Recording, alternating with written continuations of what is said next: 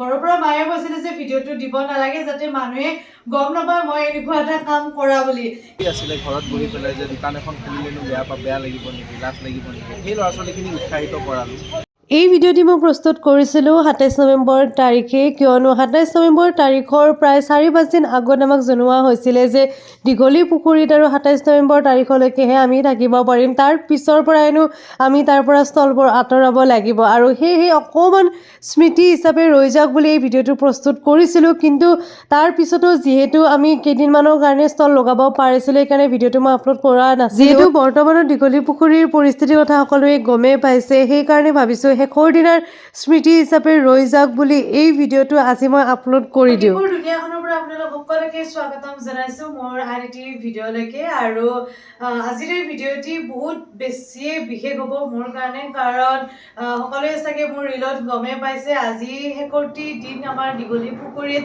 তো ভাবিছোঁ যিহেতু আজি একেবাৰে শেষৰটো দিন, তো অকণমান মানে কি স্মৃতি হিচাপে আজিৰ দিনটোত কি কৰোঁ, কেনেকুৱাকৈ দিনটো পাৰ কৰোঁ, তো শেষৰ দিন হিচাপে অকণমান স্মৃতি হিচাপে যাতে ৰৈ যায়, তো তাৰ কাৰণে আজিৰ এই ভিডিঅ'টো বনাম বুলি ভাবিছোঁ। আৰু এইফালে যাবলৈকে একেবাৰে ৰেডি হৈছোঁ আৰু এইফালে দেখা পাইছে বহুতবিলাক কেক বনাইছোঁ, আজি ভালেখিনিমান কেক বনাইছোঁ।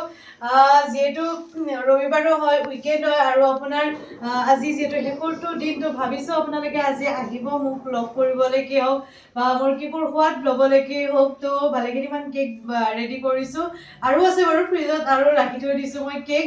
যি কি নহওক আপোনালোকে চাই থাকিব আজিৰ শেষৰ দিনটোনো আমি কেনেকৈ পাৰ কৰোঁ। আৰু আজি সঁচাকৈ বহুত বেছিয়ে বেয়া লাগিব, কিয়নো একেবাৰে নভবা নিশ্চিন্তাকৈ কাম এটা হাতত লৈছিলোঁ। যিহেতু মাত্ৰ 4-5 দিনৰ ভিতৰত মই সিদ্ধান্ত লৈছিলোঁ যে এনেকুৱাকৈ কেকৰ ষ্টল এখন আৰম্ভ কৰিম, আৰু একেবাৰে ভবা নাছিলোঁ যে আপোনালোকে মোক ইমান বেছি মৰম দিব। আৰু আচলতে যেতিয়া মই প্ৰথম দিনটো আজি বিশেষকৈ মনত পৰিছে, আৰু যেতিয়া প্ৰথম দিনত মই ভিডিঅ'টো বনাইছিলোঁ আৰু ঘৰৰ পৰা যিহেতু ইমান এটা ছাপোৰ্ট নাছিলে, তেতিয়াতো ঘৰৰ পৰা মায়ে কৈছিলে যে ভিডিঅ'টো দিব নালাগে যাতে মানুহে গম নাপায় মই এনেকুৱা এটা কাম কৰা বুলি। কিন্তু বহুত ভাবি চিন্তি প্ৰথম দিনাৰ ভিডিঅ'টো মই আপলোড কৰিছিলোঁ, কিয়নো যিহেতু মই মানুহৰ মাজত থাকিয়ে কাম কৰিব লাগিব, তো মানুহেও গম পাব লাগিব যে মই কি কৰি আছোঁ, কেনেকুৱা ধৰণে কামবিলাক আগুৱাই লৈ গৈ আছোঁ। তো ঘৰৰ পৰা বাধা হ'লেও মই ভিডিঅ'টি আপলোড কৰিছিলোঁ, আৰু সেই ভিডিঅ'টোৰ পৰা আপোনালোকে আজিলৈকে প্ৰায় 2 মাহ হৈ গ'ল মোৰ, তো ইমানখিনি মৰম দিছে তাৰ কাৰণে বহুত বেছিয়ে ধন্যবাদ আপোনালোকক। আৰু আশা কৰিছোঁ আজিৰ এই শেষৰ দিনটো মানে বহুত বেছি ভালে যাব, আৰু হয়তো আগন্তুক দিনত মানে আমি ক'ৰবাত হয়তো শ্বিফ্ট হ'ব পাৰোঁ। এতিয়ালৈকে একো মানে ফাইনেল ডিচিজন এটা হোৱা নাই, আপোনালোকক জনাম বাৰু আমি ক'ত কেনেকৈ আৰু নতুনকৈ এটা আৰম্ভণি কৰিব পাৰোঁ। বাকী যি কি নহওক পিছৰ কথা পিছত আছে, তো আশা কৰিছোঁ আজিৰ দিনটো ভালে যাব। তেন্তে বলক দীঘলী পুখুৰীৰ পাৰত লগ পাই আছোঁ।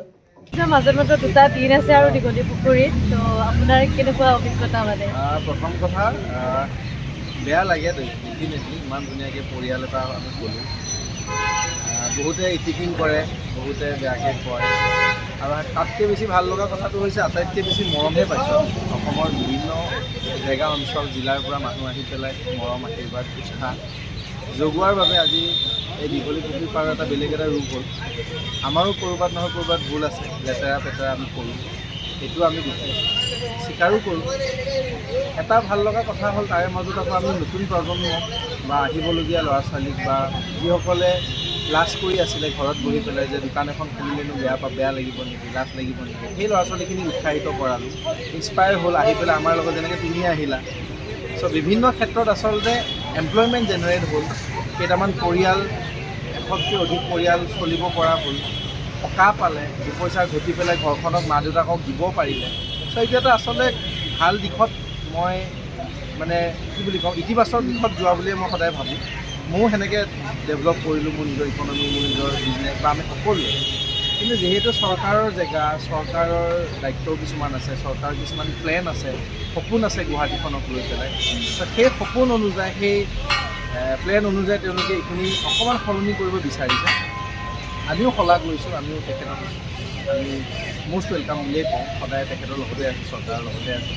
কিন্তু আমি বিচাৰোঁ যে আমাক জেগা অকণমান দিয়ক, এটা সঁচাকৈ ভালকৈ ধুনীয়াকৈ সঁচাকৈ যিখন খাওগলি বুলি কয় তাৰে নিৰ্মাণ কৰক, সেইটোৱে বিচাৰোঁ। আৰু চব আমি খিলঞ্জীয়া মানুহ যিহেতু, তো মিলি হাঁহি ফূৰ্তিত কষ্টত ধুনীয়াকৈ কৰ্মমুখী হৈ পেলাই আমি যাতে কাম কৰি যাব পাৰোঁ সেইটোৱে আদৰ্শ হিচাপে পোৱাটো মই বিচাৰোঁ। মোৰো বহুত বেছি বেয়া লাগি আছে বেয়া লাগিছে বাৰু।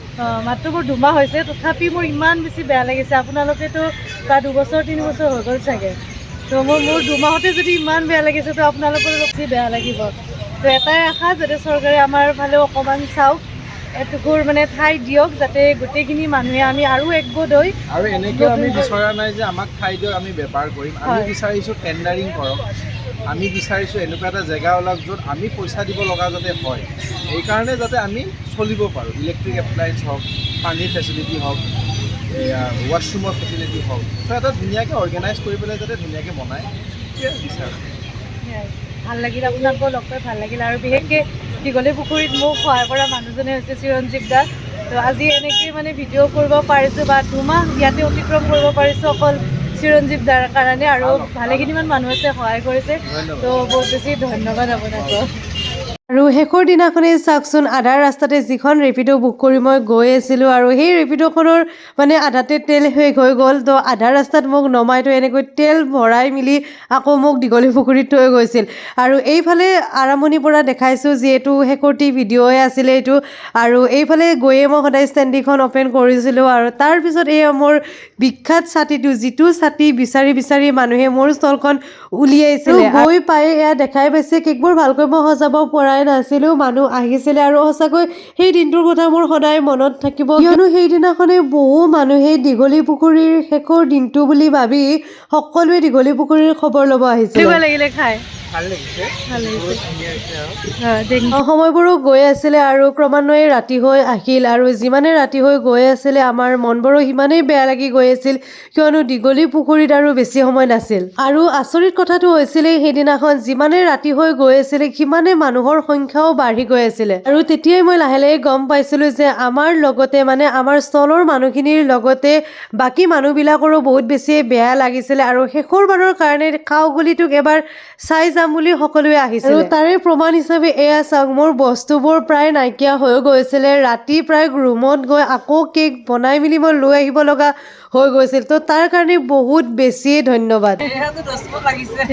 কালি আজিৰ পৰা চেছ আৰু এইকেইদিন প্ৰায় মই লক্ষ্য কৰি আছোঁ যে দীঘলী পুখুৰীক লৈ কিবা এটা নিউজ ওলালেই হওক বা দীঘলী পুখুৰী ৰিলেটেড কিবা এটা ফটো ওলালেই তাত ভালেখিনিমান নিগেটিভ কমেণ্টছ আহি আছে। মই তেখেতসকলক ভুল বুলিয়ে ক'ব যোৱা নাই, সকলোৰে নিজৰ নিজৰ সিদ্ধান্ত আছে, সকলোৰে নিজৰ নিজৰ মানসিকতা আছে, আৰু নিজৰ সকলোৰে এটা বিবেচনা আছে। মাত্ৰ মই এইখিনিতে এটাই ক'ব বিচাৰিছোঁ যে আপোনালোকে এবাৰ আমাৰ ঠাইত বা আমাৰ পৰিস্থিতিত নিজকে থিয় ৰাখি চাওক, আপোনালোকে হয়তো বুজি পাব আমাৰ বৰ্তমান পৰিস্থিতি কেনেকুৱা হৈ আছে। এইফালে সিদিনাখনৰ শেষৰ ফালে দৃশ্য, সকলোৱে তালি টোপোলা বান্ধি ঘৰলৈকে যাব ওলাইছিলে, আৰু ব্ৰিজৰ কাম কৰিবলৈও ভালেখিনিমান মানুহ আহিছিলে, আৰু ইয়াৰ লগতে মোৰ ষ্টলখনো প্ৰায় বন্ধ কৰি দিছোঁ। আৰু যিহেতু এতিয়াতো গমেই পাইছে দীঘলী পুখুৰীত প্ৰায় কি আৰু একোৱেই নাই এতিয়া দীঘলী পুখুৰীত, কিন্তু জীৱনটো ইয়াতে মানে সমাপ্ত নকৰোঁ, ভালেখিনিমান নতুন পৰিকল্পনা লৈ আছোঁ, আৰু এতিয়ালৈকে একো ভালকৈ সিদ্ধান্ত ল'ব পৰা নাই, যদিও অতি সোনকালেই জনাম আমি নতুনকৈ ক'ত মানে ষ্টল দিওঁ বা কেনেকৈ আৰম্ভণি কৰোঁ। তো সকলোকে পুনৰবাৰ বহুত বেছিয়ে ধন্যবাদ।